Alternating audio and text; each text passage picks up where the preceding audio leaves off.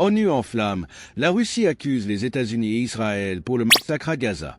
C'est un véritable bras de fer qui s'est joué à l'ONU. Lors d'une réunion explosive, la Russie a frappé fort, très fort. Elle n'a pas hésité à pointer du doigt deux géants, les États-Unis et Israël. Et pourquoi? Parce que, selon Moscou, ces deux pays sont responsables de l'embrasement à Gaza, un conflit dévastateur qui a déjà coûté la vie à plus de 40 000 civils palestiniens. Mais ce n'est pas tout. Le représentant russe à l'ONU a pris la parole avec une intensité incroyable, dénonçant l'immobilisme du Conseil de sécurité. Oui, vous avez bien entendu, 40 000 morts, principalement des femmes et des enfants. Et que fait l'ONU? Elle regarde, elle assiste, impuissante, selon la Russie. Nous ne pouvons plus nous contenter d'être des spectateurs de ce carnage, a lancé la Russie avec force. Et Moscou n'a pas épargné les États-Unis, critiquant leur soutien militaire massif à Israël, qui, selon elle, alimente la violence. Ce conflit aurait pu être évité, cette souffrance aurait pu être épargnée. Mais avec l'influence américaine, chaque jour qui passe semble intensifier la crise. L'accusation est simple, Washington bloque la paix, et ce blocage, toujours selon Moscou, menace d'étendre ce conflit au-delà des frontières de Gaza. Un chaos mondial serait-il en train de se préparer? Je donne la parole au représentant de la Fédération de Russie. Merci, Monsieur le Président. Nous tenons à remercier le coordinateur spécial pour le processus de paix au Moyen-Orient, Monsieur Thor Wennesland, pour son exposé détaillé sur la situation dans les territoires palestiniens occupés, y compris la bande de Gaza et la Cisjordanie. Nous remercions également le Dr Louisa Baxter pour sa description émotive et lucide de la situation dans la bande de Gaza. C'est douloureux, mais nous devons reconnaître que le Conseil de sécurité, l'organe principal de l'ONU chargé de maintenir la paix et la sécurité internationale, reste depuis plus de 10 mois un observateur passif du bain de sang qui se poursuit à Gaza, où plus de 40 000 civils innocents ont déjà perdu la vie. Cela a été déclaré par le secrétaire général de l'ONU. Le niveau des tueries et des destructions lors des opérations israéliennes est le plus élevé par rapport à tout autre conflit dans le monde au cours de son mandat, et ce qui se passe à Gaza est, je cite, « un chaos total ». Nous sommes profondément déçus par le fait que le Conseil n'a pas été capable d'exiger un cessez-le-feu sans équivoque et de s'assurer que toutes les parties au conflit respectent cette exigence. Il y a 2 mois et demi, les membres du Conseil de sécurité ont adopté la résolution 2735 rédigée par Washington.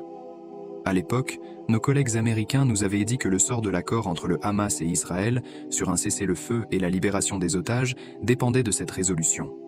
Le temps est venu d'évaluer l'impact de ce document sur la situation sur le terrain et nous pouvons répondre de manière catégorique, il n'a eu aucun impact.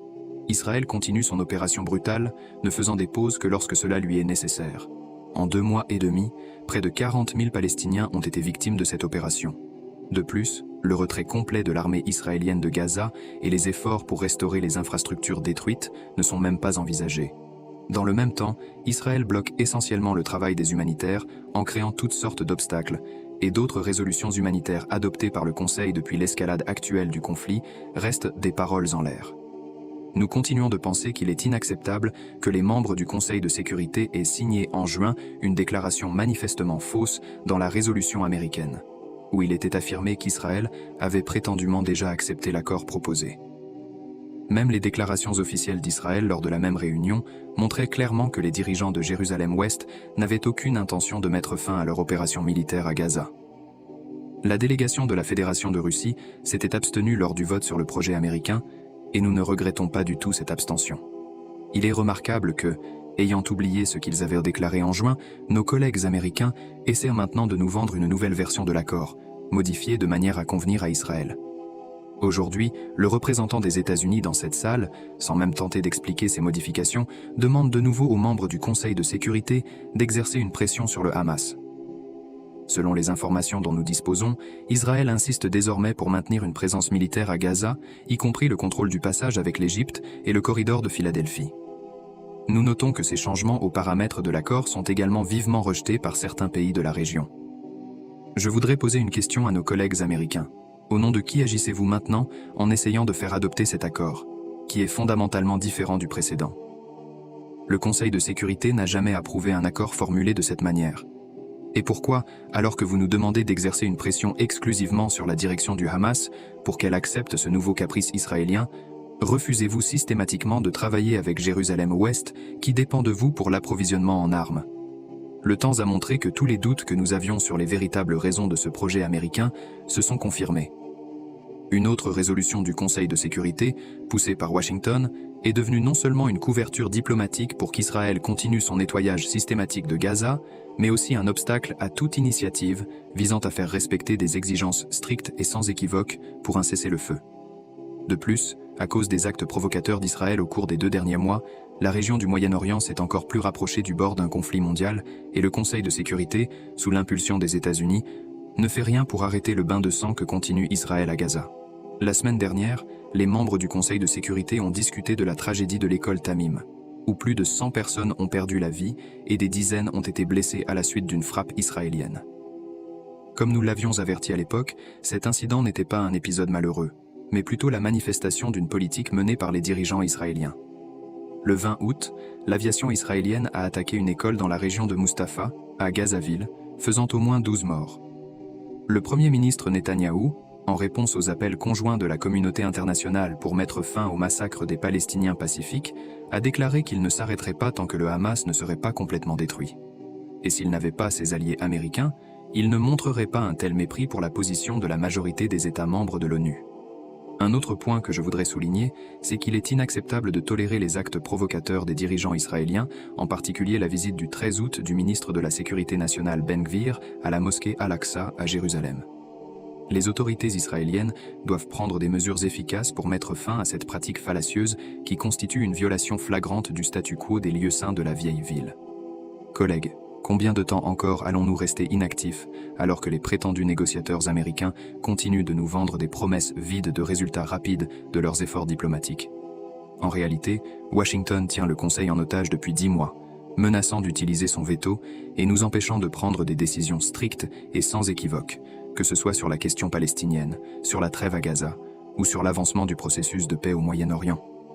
C'est d'autant plus regrettable que c'est le désir obsessionnel des États-Unis de monopoliser le processus de paix au Moyen-Orient et de le remodeler selon les critères israéliens qui a conduit aux conséquences dramatiques que nous constatons aujourd'hui. Je n'ai pas besoin de vous dire que cette situation sape l'autorité du Conseil de sécurité.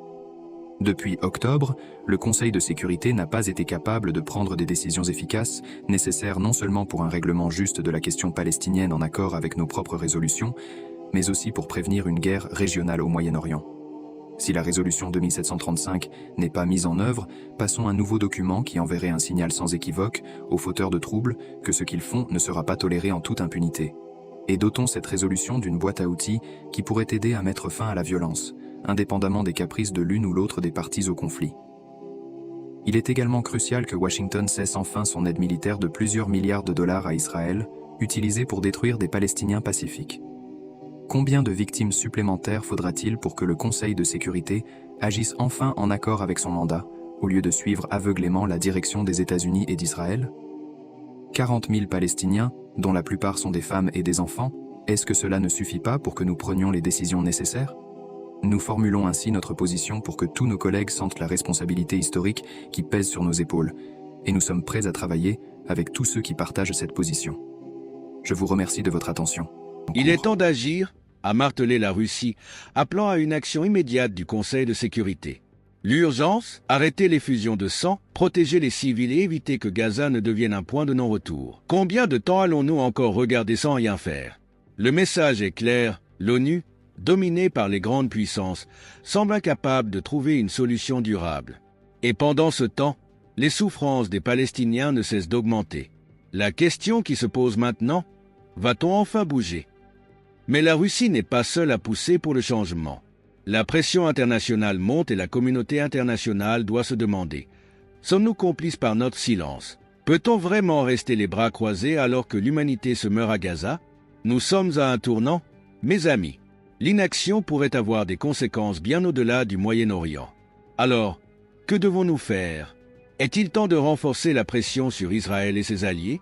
Quels sont, selon vous, les moyens les plus efficaces pour mettre fin à cette crise sanglante?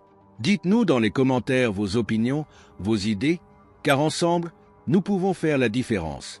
Alors abonnez-vous, car les prochaines semaines pourraient bien redéfinir l'équilibre du monde. Et croyez-moi, vous ne voulez pas manquer ça. À très bientôt pour une nouvelle analyse captivante. Qu'en penses-tu?